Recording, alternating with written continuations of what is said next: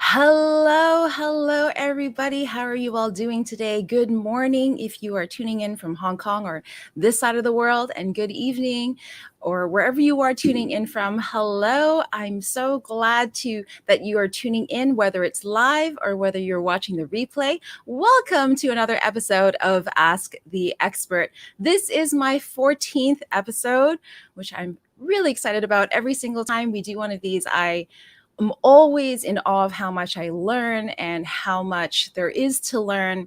And I'm sure that today will be filled with inspiring stories and experiences as well with my upcoming guest. Now, if you are watching this video right now, go ahead and say hello.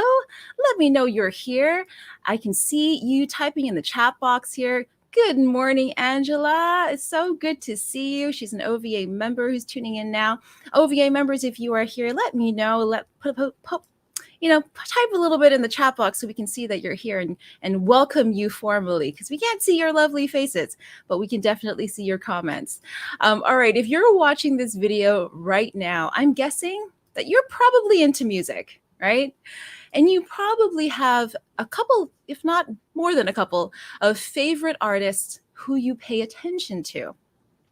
Now, have you ever wondered how artists that you know and love got their start? I mean, did their success really happen overnight? And what does it really take for a music artist to persevere and really make their dreams come true? For this month's 14th episode of Ask the Expert, I've invited Noah Smith, an award-winning singer, songwriter, and independent artist coach, to be my guest. Together, we will be talking about the artist's journey and the importance of building a career that really aligns with who we are. Now, for those of you who are tuning in for the first time, my name is Crystal Diaz. I'm a singer and coach at CSMA Studio and co-founder of the Online Vocal Academy. Now, the Online Vocal Academy was created to help everyday people who love music to overcome their fear of singing in front of others and to feel really good about their voices. Now, through a combination of online learning and live coaching, we teach you how to bring your mind and your body into alignment so that you can release your voice naturally and confidently, whether you want to sing just for fun, for church, or even as a career. Now, if you want to learn 3 powerful techniques from my easy vocal technique formula, that's going to prove that you really do have what it takes to sing and that singing really isn't as complicated as you might think it is, then check out my Instant Singer workshop. Go to instantsinger.com or click the link in the description where you are watching this video. All right, my guest expert this month is singer-songwriter and independent artist coach, Noah Smith. Noah grew up in Cincinnati, Ohio, and is a graduate of the University of Cincinnati College Conservatory of Music with a degree in electronic media, music production, and audio and video design. For over 3 years, he's been on the road touring across the US and in Canada for the past 3 years, sharing stages with some of the industry's most talented artists, such as John Turner, Cassidy Pope, Steve Miller Band, and many, many more. He's received numerous accolades, including the Cincinnati Entertainment Award for Best Singer-Songwriter in 2017, as well as nominations for Best Live Act, Best Country Artist, and Artist of the Year in 2016. A very, very warm welcome to Noah. Hello, Noah. Hey, Crystal, you're getting me emotional with that introduction. That's great. I love it. Well, it's the truth. It's the truth, right? Very warm welcome. Thank you so much for spending your time with us today. I've been really, really looking forward to this ever since I heard you speak on Clubhouse, actually. I heard you talk on Clubhouse. I remember thinking, I really got to get this guy. I really want to know him and meet him and then have him onto our Ask the Expert show. So I'm so glad that we were able to make this happen. Yeah, it's so good. That's funny because I was wondering earlier today, I was like, how do we connect? Because sometimes when we start sharing messages back and forth, and I always forget like where we originally connected, and that's awesome. So a win for Clubhouse, and I'm really excited. I've been looking forward to this talk, and I'm really excited for everything you're doing for sure. Thank you so much. Okay, so let's just jump straight in here. I read on your website that you always knew music would be your life's path. So I would love for you to share, was there a specific moment or person that influenced you and sparked your passion for music? Or was it just an interest that kind of developed and grew over time? Yeah, music for me, it all came from it all starts with songwriting, and so from singing instrumentals, it doesn't matter how good of a player you are, you're only as good as the songs that you sing or the songs that you play. And I heard that at a very young age. So for me, I don't think it was necessarily like pinpointed as touring songwriter, artist, or whatever title you could put on me now as an independent artist, but I was just always a creative kid from, very early starting out. Like I was the kid that was drawing on the menus at the restaurant, and the waiter would be coming up and saying, "Oh man, that's really special." And just having that connection of like, okay, I can create things that people dig and get excited about. And that excited me. And so that naturally just led its way, just being kind of a punk rock kid at heart, and skateboarding and growing up, it was like music was just all over everything. And I didn't have a real musical household, but my best friend's family, they always had music playing 24/7. And my wife can thank them, because as soon as I wake up, music's on. We literally have like we have triggers on our speakers. So when it hits a certain time, the music comes on and we start our day. And it's just always been a part of what I do. So I'm grateful, man, to be able to even be able to sit here and talk to you about it. And it's, as you were reading that intro, it was like, oh yeah, after last year, like we're doing this still, and we're out here, making music, and it's a beautiful life to live as an independent artist, for sure. I love how you described that immersion of music, even though you mentioned that your family wasn't particularly musical, but you did have people around you who you were close to that were musical. I mean, I really resonate with that because we grew up in a musical family. Our relatives were very, very musical, but I had very few friends who actually were musical in that way. But for me, music Mm. really tied around my family. So I love that idea how you even had music in the house on triggers. I mean, how do you even set that up? Maybe that's for another conversation, but that's a really, really great idea, actually. I'd love to know, you mentioned that you were always creative as a kid, drawing on the menus, and creativity just was something that was always in you. And I genuinely believe that we are all creative, that we were all Yes. born creative, right? I mean, that's something that we all have within us. But for you, you took that into music and really, really took a step forward with that. And at, was there, how did you first get your break into the music scene? Maybe I'd love to, if you could share that with us. Yeah, the how-to behind that is a very simple story that is the gate that opened, if you will. For me, I had an eighth grade teacher. Shout out to Carla Wait. Her name was Waits. I think Mrs. Waits is what I always called her. But in eighth grade, we had like my language arts teacher would have free write. So take it back a step further. My great uncle, David Francis Smith, he's a poet in the United States. And every year at Christmas, he would bring me up just like a little thick binder. Like he would press and publish all of his poems, and he would just give me that. And some people in my family, I kind of grew up in a blue collar family. So to be passing poetry around wasn't really like the thing to do. But every year he would give that to me. And it was just so special to me that he was sharing his work and his art with me. And so in eighth grade, Mrs. Waits, if you're listening, thank you. She would have free write, and we didn't have to write a story. We didn't have to write something specific. We could just write and create. And that just gave me such a channel to just start putting my thoughts down and connecting thoughts. And from there, it really just took off because she would always have playlists and music playing in the background.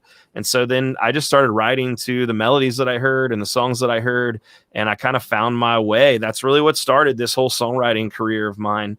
I just fell in love with words, and I fell in love with connecting those dots.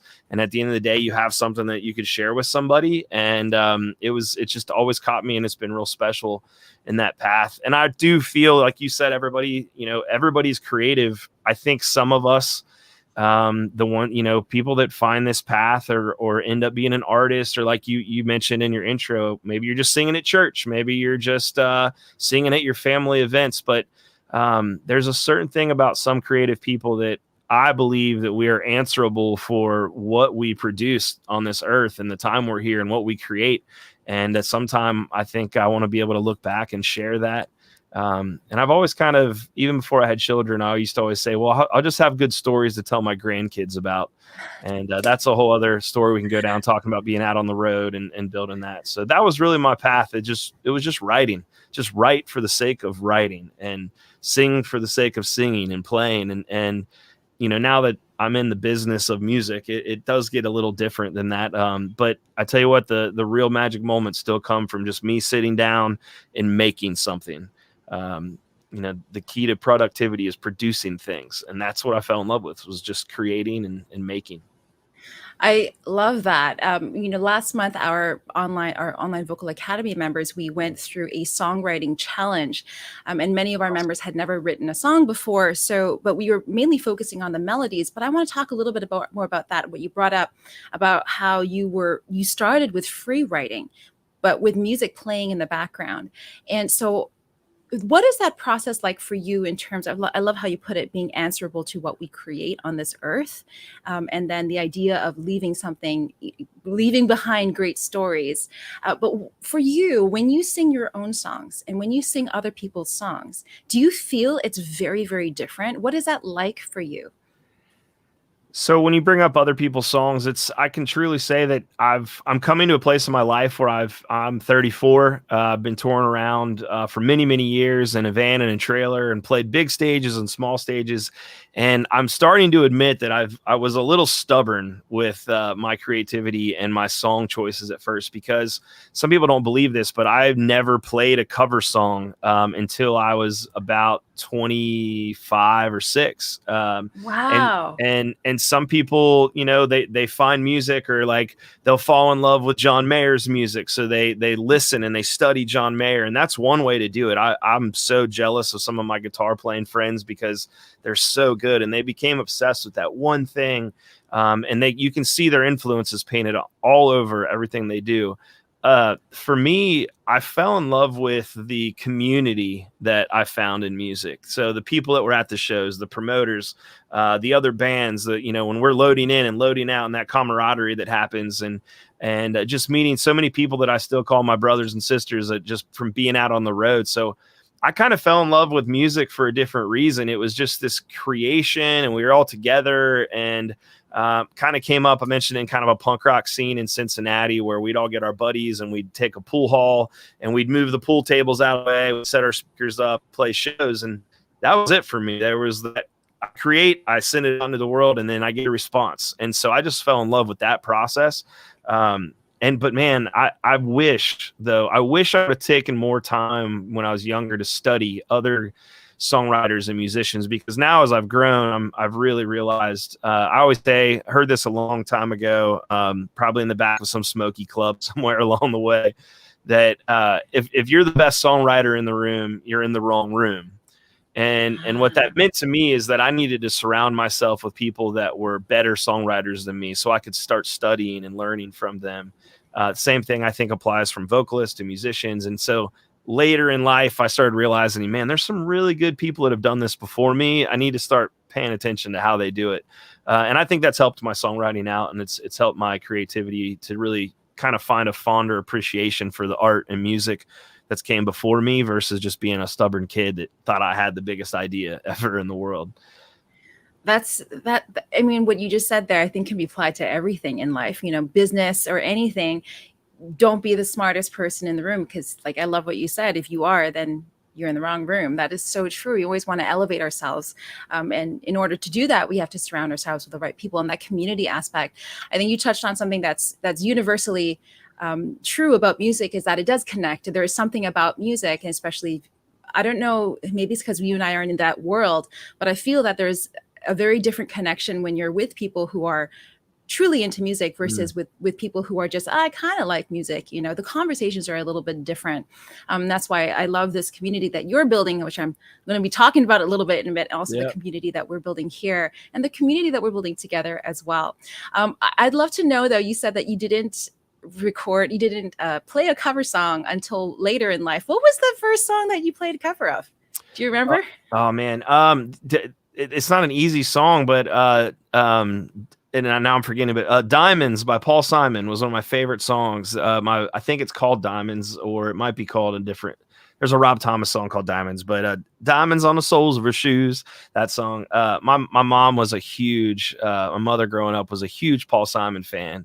And I really fell in love with the kind of poetic elements of Paul Simon's music. And so I remember just sitting around picking that one. But I think when you're a kid, you start learning guitar riffs for just playing like old Blink 182 riffs where you'd only know like a couple measures, and then that was it, and you just play it over and over and over and over again. I drove my parents crazy, just like every other kid that ever had a guitar or a drum kit, yeah. kind of thing.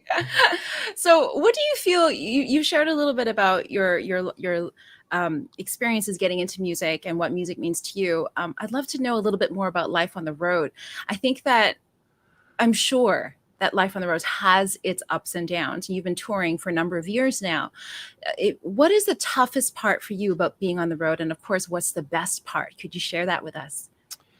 Yeah, that's such an emotional, like last year being off the road in 2020, and try not to talk about it a whole lot so we can just keep looking towards the future. But just even hearing you talking about it, I get emotional because I realized how much time that I spent on the road. And last year, really for me, it wasn't so much that I missed playing music or I missed playing shows, but I talk about that community piece, and I missed the people. I missed my people. And that's the real Searcher fans, like the front row, always get the VIP ticket kind of folks that are touring around just as much as musicians seeing bands. And so for me, that was a big part, just hearing you saying that. One of my favorite parts about being on the road is that it's you get to kind of be in your own little world, and you're on stage for 45 minutes, but you're in the van for 5 or 6 hours. And the relationships that can come from that are just something amazing that I think some people in life might not ever build that kind of brotherhood.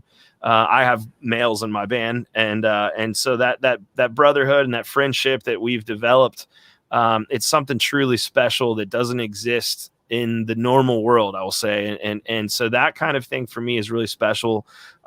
It's just about relationships at the end of the day. And we're lucky enough to play music. And I think God said, gives you gifts along the way. And next thing you know, you fall in line and you wake up and it's what you're doing. But it comes with its own challenges as well. Especially on relationships. I'm a father of 3, and I have a wife, and she's an entrepreneur, photographer. And so it just looks a little different than the rest of the world. And I think one of the things that a lot of new artists and new singers and songwriters and independent artists struggle with when they're first starting out is part of the challenge we all face is it's not convincing is a bad way to do it, to use this, but you kind of have to reprogram the world around you to understand that you can actually make a living playing music, or you can actually go out on the road and survive. Because there's times you'll be at Christmas and you kind of get that old, like, how's that music thing going for you? And you're like, oh, that thing that I've dedicated my entire life to. But there's a time that you have to change your mindset, and you have to speak about it different. You have to inform your family and your wife, and my wife and my boys, they know that tonight we're at a baseball game, and I'm here at 10:30 in Cincinnati, Ohio, and sharing about my journey because this is part of my career. That looks different than I grew up in a very rural area. My family's a family of construction workers. My dad owned his own business, very blue collar, get in the ditch and grind it out and work and sweat. So when you realize that, hey, oh yeah, I'm launching a new membership, and it's like they just kind of scratch their head, like, what are you doing? And you're teaching people to be independent artists. Like, are you really successful yet? And they said, and so you that's a challenge, being out on the road and really kind of informing the world what it's all about. And that's one of my favorite things, and why I'm so passionate about my new coaching platform, the Long Cut Mindset, because I know it's time to change the conversation. And after 2020, I really believe that we need to come together as independent artists and stop pushing each other off the mountain. And I've always craved that. And after last year, I said, I'm going to keep putting music out. I'm going to keep touring, but I'm going to do it with a healthier habits, healthier mindset, and hopefully a group of people that I can be on that journey with. So it's an amazing life, but it's challenging. You don't sleep a lot. And it's kind of, when you're out on the road, you want to be back home, and then once you're home for about a week, you want to be back out on the road. Is a vicious cycle of the life of an independent touring artist. But I guess that's also the key indicators that this is your alignment, that this is where you're meant to be. Like, you know that in yourself, you just feel driven and you feel called to doing that. I mean, this, definitely how you described it, I think entrepreneurial life or life on the road, musician life, it's definitely not for everybody, for sure. Like, you do have to have a certain kind of mindset, which I definitely want to talk about. You mentioned the long cut mindset. Is that related? First of all, could you share with everybody what that is? What is the long cut mindset for you? So I actually have a record called The Long Cut, and this isn't a plug for the record, but it kind of I have to remind myself that this was something. The long cut is something I just started saying in the van, and it was like, let's take the long cut, because in 2017, 18, I was down in Nashville, Tennessee, Music City, capital USA, and Monday through Wednesdays I was driving down and I was writing songs and just putting a ton of time into Nashville and writing. And that town can change you, it can give you so much, it can take so much away from you. And a lot of people see things as like an overnight success. I'm 34. I thought when I was 19 we were selling out clubs in Cincinnati, and I thought that was it. I thought I was going to be a rock star, and it was as simple as that. But I really realized that the path doesn't necessarily look like this for everybody. And for me, to never water my brand down and really hold the integrity together of what I believed in, being an original artist. I didn't start off playing cover songs. I started off as an original artist, and I ate ramen noodles longer than anybody. And we're still in that mindset a little bit. And we kind of starved them out. If you do that long enough and you show up on time and from the sidewalk to the stage, if you are an A-class artist, you'll make A-class art. And that climb for me, I really believe it's a slow, steady growth of the long cut. So the easy way to explain it is there's no shortcuts in the business. Some people say it's hard to make music in the money business. It's a wild ride. You invest a ton of your time and your money. And if you're lucky enough to find people to support you, that's great.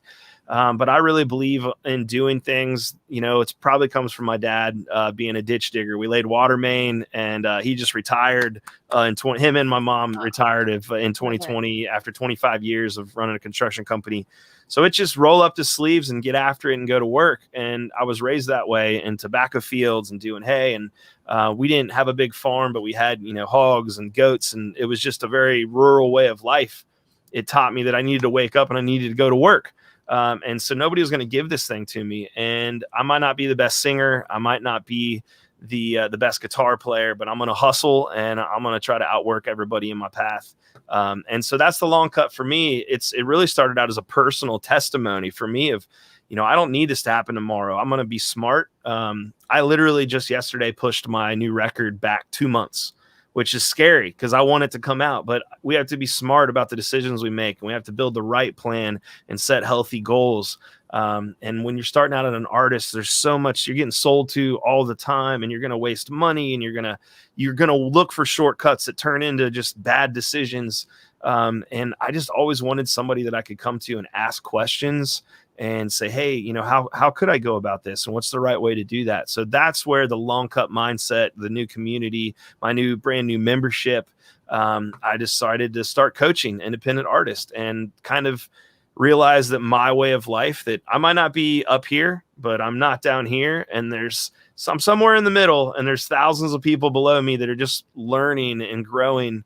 And another great quote that I live by and I share all the time with my kids and my clients and my band is, our small steps are somebody else's big dreams. And just the fact that I get to sit here and hang out and talk to you is mind blowing to me. Like, this is an amazing thing. And this is a big dream. Somebody just wishes they could talk to Crystal tonight, and I get to be the one hanging out here. So I just bring that gratitude to everything, and I'm just sharing that journey. And I'm still learning what the long cut really looks like, but I'm happy to share and help out where I can. And I'm so excited because the members that I have so far are they're ready to go. And it's time to change the conversation for sure. And I truly believe that. Can you share with us more about your membership? Who is it for? Now, you talked a little bit about why you created it, but who is it really for? What does it look like? And what do you hope to achieve? You talked about changing the conversation. Is this your pathway towards changing the conversation? Please share with us about your membership. Yeah, so I'll be real transparent. I've been a touring artist for several years, been touring around the United States. I played over a dozen states in Canada, putting music out, go, go, go, go. And when I started thinking about this and the need for it, it scared me so bad because I was like, my fans are going to see me talking about coaching. Am I taking the curtain back too much? And so I actually started another membership in 2020. I pivoted and I started a membership called A New Experience for Music Fans. I just wanted my fans to get a real deal look at my life. Through that process, I realized that as an artist, I just wasn't a songwriter. I'm just not a touring musician, that I actually have thoughts and I can help and I can share. And it's okay to not just be this emotional guy that puts my head down on the floor, plays guitar. So I got the courage from my fans to launch this brand new community. And they started saying, hey, go out there and help people, man. We're a fan of you. We're not a fan of a label. We're not a fan of your management. We're a fan of Noah Smith. And man, when I heard that, it just made me want to help other artists find those types of fans. And so the Long Cut Mindset right now, it's for independent artists that want to be original artists, that want to learn how to release music the right way, and that are really looking for accountability, community, and coaching. So we're doing live events every month. We're doing live Zoom calls. And, 2020 has been this awesome thing that we've all opened our eyes up that we can actually share these conversations. So we're doing masterminds. I'm bringing in guest experts, which I'm super excited that you're going to be joining us at some point. So when I say make it happen, when I say it's time to change the conversation, for me, the music industry is a weird beast, because if you want to be a realtor, or if you want to be a marketer, or you want to be a lawyer, or you want to, be a craftsman, there's communities and there's memberships and there's training and there's school. If you want to be an original independent artist, it's kind of like the best advice anybody has ever given me in life was that I could find before this was just keep grinding, kid. And it was like, okay, so thousands and thousands of dollars, I might as well just sort of set them on fire. And as much as it's called the long cut, I do think there's some better ways. It might not be a shortcut, but I do think there's better ways to do it. It's time to stop pushing each other off of Music Mountain. We're trying to climb to the top. I really believe that community is the way to do it. And I hope after last year, we open our eyes up, and the people that are inside, my members so far, are looking to be original touring artists that want to write better songs. They want to co-write. They want to put out original music, and the community is really what it's all about. People are coming in because they're hearing about it, but I'm seeing something really special happen, and that support. So that's the Long Cut Mindset. And that's what I'm sharing, and I'm building it, and I'm growing it, and I'm not scared to say I'm learning as a coach. I've been touring, but I feel like I'm 17 again, playing my first show, but this is a brand new adventure, and I'm so excited, and I'm just showing up. I'm learning from my members what they need. So asking a lot of questions, and they said, hey, I want to learn this. So I'm bringing in folks to talk about distribution and how you actually can get your music out the right way, in a healthy way, and not maybe spend years and all that money. And there's thousands of gurus out there that are promising people that they can guarantee you success, but I just feel like there's a better way to do it, and we can maybe come together, rise together, and we are better together. I love that. I think what you talked about, I mean, there's so many great gems on what you said about best coaches. I truly believe that the best coaches are learners themselves, and through coaching you learn, and that's the whole idea. We learn from each other, and you share your experiences, but then you see it reflected off other people, and you see your experiences reflected off from other people, and you recognize things about yourself as well. And that is really the true beauty of coaching, especially in a group setting. You know that we have a membership as well, and so for you and I, seeing that growth in other people really fuels us as artists ourselves. I mean, it's incredibly inspiring to be in that environment. Wouldn't you agree that it's almost like eye-opening for ourselves? I love that idea. It's like we're back 17 again. It's like we're starting, learning all these new things. Yeah. Right? Every week is something new. And as artists and creatives, or there's always this, everybody's looking for purposeful work, and somebody that I reached out to and was kind of brainstorming if I should even do this or not, and they said, man, they said, you've been coaching for years, like the way you talk to your fans, the way you talk to your band, the way you talk to your community. And I was really scared about launching this, and somebody said to me, they said, what are you afraid? More people are going to find out about your music. And so I think that's something to take away, that just because you've done it this way, as an artist in 2021, we need to diversify our offerings. Things do have to change. We do have to adapt. And this for me has just been such a fulfilling adventure, and it's small but mighty. But I've paid for coaching for my business. I've been inside of other memberships, and I can see the spark happening, and I'm just like sitting there like, come on, because I see it really growing into something special. And just knowing you have a group of people you can come on once a month, and just share with and learn from is just, it's invaluable. And I would have paid $100 a month for something like this when I was a kid, and that's not how much it cost, but it was, I think about that, like I'd have just been like, come on, let's go. So it's cool to really, really create something that I do believe in so much, because there's a need for it. And there is a little bit of me that sees a 19-year-old Noah Smith needing this in their life. And I really think that the way I've done it, I think there's a lot to share and learn from, and the community is where it really counts. Well, I think I can say on behalf of everybody watching that we can feel that passion when you're talking about it, 100% sure. So I love that, what you're bringing. You're bringing so much of yourself, and you just sharing what you know, and for a greater vision, and that idea about, like it's the grind, the long cut, but there is an easier way. Even though there are no shortcuts, there are easier ways to do it. You can make a couple less mistakes along the way, and if you do fall, you have people around you to pick yourself up, and so that hey, we've all been there, right? 100%. And how can people, so thank you so much for being here. I don't want to take too much of your time, but I want to know, it's been so much insightful stories and experiences, and we're going to dive deeper into our upcoming Zoom session with our members in a few moments. But for those tuning in, what is the best way for people to stay connected with you and to know about what you're doing, to learn about your membership? Do you have something to share with us? Yeah, you can find everything that I do at Noah Smith Music. Noah Smith Music is, you can find everything. And then through any of those links, you can also find my coaching, noahsmithcoaching.com. So, all my social media is Noah Smith Music, and my coaching, you can find the Long Cut Mindset as Noah Smith Coaching.